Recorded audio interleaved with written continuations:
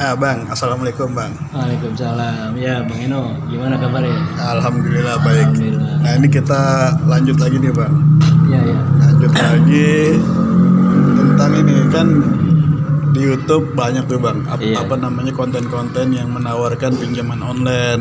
Banyak banget. Banyak. Menggiurkan. Iya, ada yang legal, ada yang ilegal. Iya. Dana cepet cair. Betul. Nah ini mohon maaf nih bang, kan abang udah pengalaman nih dengan pinjol. Pengalaman sih enggak, cuman pernah aja Oh gitu. pernah ya. Iya. Jadi kira-kira resikonya apa sih kalau kita berhubungan sama pinjol bang? Iya. Oke ya, saya mau berbagi ilmu aja ya. Kalau resikonya sih semua orang harus tahu juga sih. Walaupun dia mau ngapain, dia harus tahu resikonya. Sebab kalau nggak tahu resikonya juga dia akan kaget sendiri, mental akan nggak kuat. Resiko dipinjol pertama nih, kamu kan tahu nih, atau ya lu orang nih pada tahu deh kalau resiko dipinjol itu pasti banyak teror kalau kita nggak pas bayarannya, waktunya Nggak pas. iya nggak Gagal bayar. gagal bayar, iya kan. Banyak terornya kayak apa itu? Terornya ya satu tim dia tuh pasti telepon terus gitu, satu tim telepon terus sehingga nanti di WA segala macam atau di teror dengan telepon. Kalau emang ente sanggup nerima dia, wah dia lebih lihai. Walaupun ente bahasanya mental ente kuat, seenggak-enggaknya kalau ente cuma pendam sendiri nggak bakal kuat gitu. Ente bisa kuat kalau kayak begitu, pasti ente harus berpasrah kepada Allah yang lebih kuat. Itu kuncinya. Cuma dalam hal ini kita kan masalah pinjam online nih. Pinjam online kan kalau kita udah tahu kan, kalau orang Islam itu kan riba kan itu. Nah kalau kita udah tahu riba, kalau memang kita udah ini intinya kalau udah masuk ke pinjolnya kita harus siap-siap gitu. Siap-siapnya dalam artian mental. Pertama mental. Jadi kalau mental siap, boleh pinjol tuh bang? Nggak boleh. Mental siap. Ya, ada telepon dulu bang, ada telepon tuh. Oh iya, ini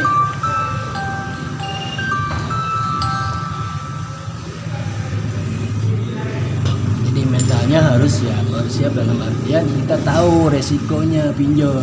Diteror gitu. Kalau kita telat pasti kita ditagih sama orang-orang pinjol lah gitu kan. Kalau telat tambah kan berbunga terus, ya kan?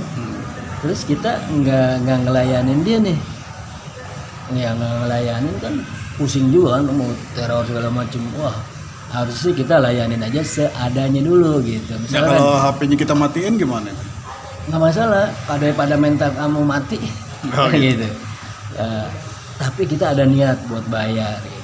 Kita matiin dulu HP gitu. Nggak masalah, tapi ada niat untuk bayar. Cuman resikonya banyak, ada yang ilegal, ada yang nggak ilegal.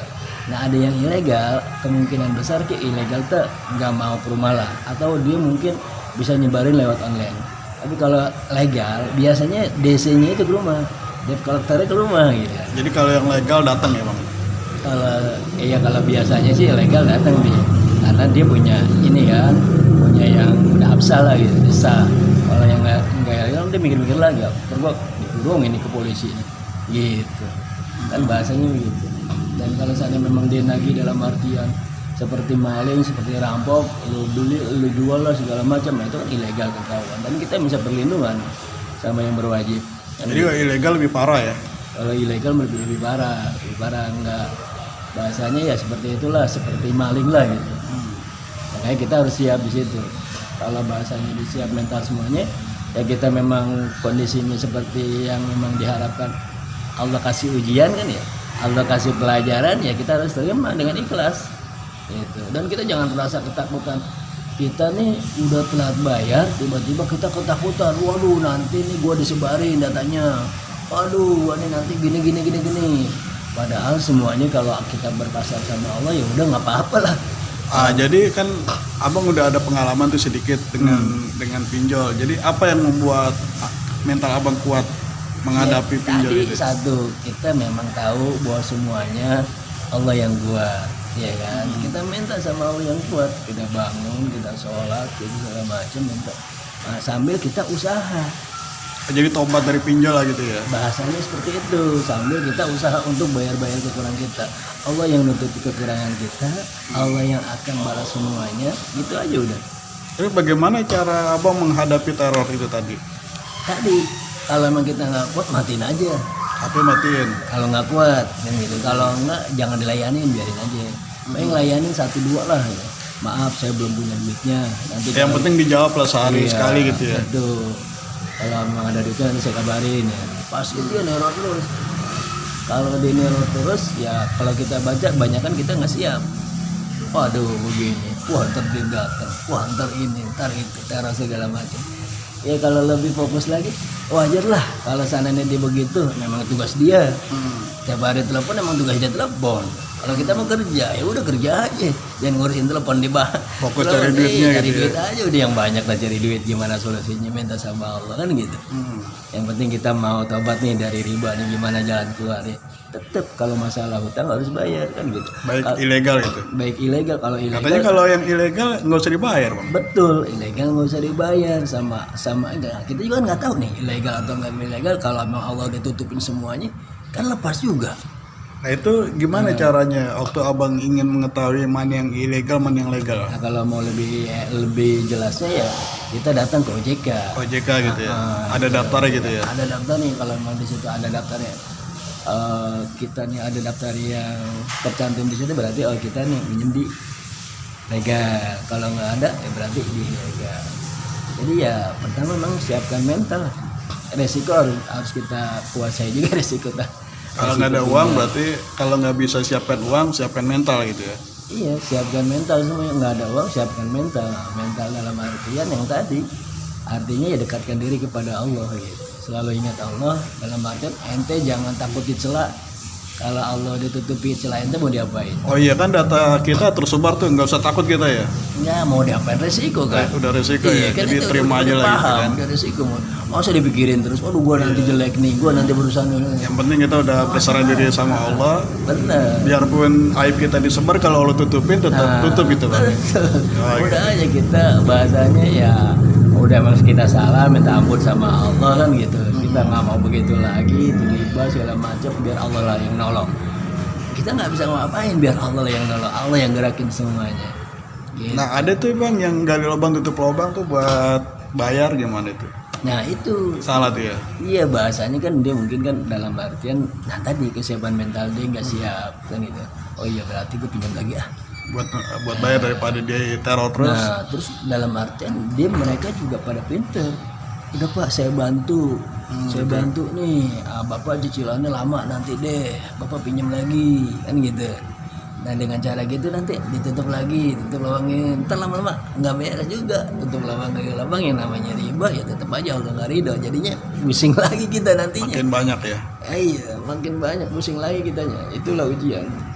Nah setelah itu ya kalau memang kita benar-benar ingin tobat ya udah lepasin semuanya dan kita pasrah gitu. Tapi dalam pinjol hati-hati tentang data-data yang kita berikan. Misalkan datanya palsu nih, kalau palsu kan jadi pidana. Pemalsuan data gitu. Kalau seandainya data ini kita bersih, ya dari hukumnya pidana per data. Kalau per data kan lu mau bayar berapa persidangan? Semampunya sehari 100 misalkan gitu, sehari 20 perak, sehari berapa lah kemampuan kita Sesuai kan mampu gitu. ya. Iya. Nah kalau sana sesuai kemampuan, tiba-tiba lama-lama Allah hapus semuanya dan segala macam, nggak lagi mau diapain? Nah ini terakhir nih bang, pesan buat kawan-kawan yang nonton di channel ini. Apa pesannya bang supaya tidak terkena pinjol? Ini kan risikonya ngeri banget tuh. Betul. Nah apa nih kiat-kiatnya supaya tidak terkena pinjol? Iya, jadi kalau memang kita sudah membicarakan ngeri tentang pinjol, berarti kan itu ada riba. Kalau bisa ya kata Allah sejauhi riba, ya udah jangan deketin riba. Memang menggiurkan gitu. Kalau bisa jangan ikut gitu. Jangan coba-coba, gue gak coba-coba, jangan deh gitu. Nah kalau memang bahasanya memang coba-coba, nanti coba lagi sama Allah. Gitu. Lu mau coba nih gue rasain gitu ya. Iya, intinya begitu. Jangan deh kalau pakai yang kayak begitu, jangan deh. Kita harus bahasanya harus sabar dalam artian kita terus berusaha, jalan rezeki banyak kok dari mana aja ya, kalau memang kita mau kan gitu. Kalau Allah udah ridho pasti semuanya jadi, kan gitu. Nah itu di situ banyak-banyakin lah, ingat sama Allah lah gitu, istighfar lah apalah gitu kan. Nah artinya kita jangan sampai nyoba-nyoba lah gitu. Orang tahu kata Allah dilarang, kita nyoba, tapi gimana kondisinya begini kan, kondisinya begini. Iya emang kondisinya begini mau diapain? Emang mau lo ikutin, nah nanti kalau lo pusing gimana? Lari-lari juga kan ke gue, kata Allah kan gitu. Intinya begitu, jadi artinya jangan deh kalau mau pinjam-pinjam jangan di situ lah gitu, jangan ini. Pokoknya ya ente bekerja dulu lah, lebih baik seperti itu. Bekerja dulu kalau memang intinya memang wah paling nah sekarang kan ada nih yang namanya bank infak. Nah iya kan, bank infak itu kan untuk usaha-usaha ya UMKM juga kan. Nah itu kan tanpa riba itu pinjam. Jadi pinjam ke bank infak gitu. Nah, kalau ente pada seneng sama yang gituan nih sama bank infak tanpa riba, ente bantu tuh bank infak. Ente infak jangan kemana-mana, ke bank infak aja. Soalnya duit itu buat muter, tolong menolong buat gitu ya. tolong menolong. Nah itu ada manfaatnya di situ. Jadi kita infak itu dalam artian jangan hitung-hitungan ya. Gua ini masa nggak dikasih, jangan gitu. Ikhlas kita. Ikhlas di bank infak. Gue ikhlas ada 100 ke infaknya. Soal itu emang kalau bahasanya lebih baik sih kita memberikan daripada kita menerima. Gue ntar kalau bang infak mau minjem nggak boleh begitu.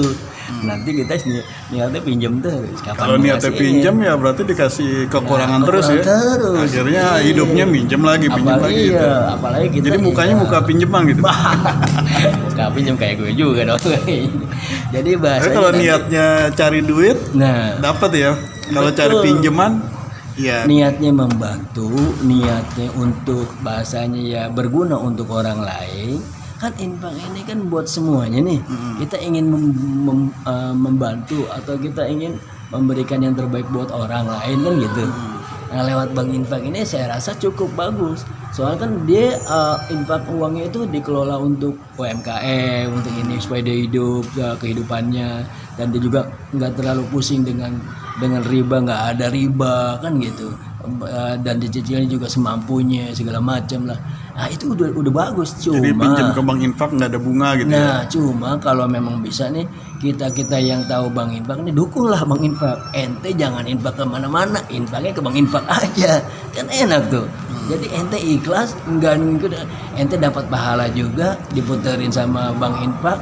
Bank infak nyalurin sama yang memang membutuhkan perekonomian yang memang lagi jatuh kan begitu. Bank infak juga enggak neken untuk bahasanya seperti riba, enggak kan gitu, enggak ada yang di bank infak, enggak ada. Nah ini yang saya suka nih kalau bisa kita perangi itu pinjol itu dengan ya. Bank infak. Jadi bank infak jadi solusi ya untuk melawan riba lah. Bank riba gitu ya. Jadi solusi kalau memang semuanya sadar nih. Oh infak gua harusnya ke bank infak aja. Gitu. Nah, bank infaknya ikhlas nih, jangan bahasanya. Emang buat apaan sih infak? Jangan diingetin lah, gue infak sih jangan diingetin. Udah aja tuh. Nanti kan salurannya ada gitu. Intinya sih seperti itu. Makanya gue salut nih kalau anak memang semuanya sadar tentang bank infak dan dia infaknya nggak kemana-mana, dia tahu penyalurannya dengan bank infak. Alhamdulillah ekonomi rakyat bisa berjalan gitu. Intinya sih ke situ. Makanya alhamdulillah semuanya kan pelajaran dari Allah. Kita ambil hikmahnya aja gitu. Nah, jadi kesimpulan obrolan singkat gitu, kalau pinjaman riba ngeri ya. Ngeri banget. Ngeri iya, ya. Apalagi kan ancamannya udah tahu. Iya dari Allah begitu. Kita mau coba-coba ya silakan aja.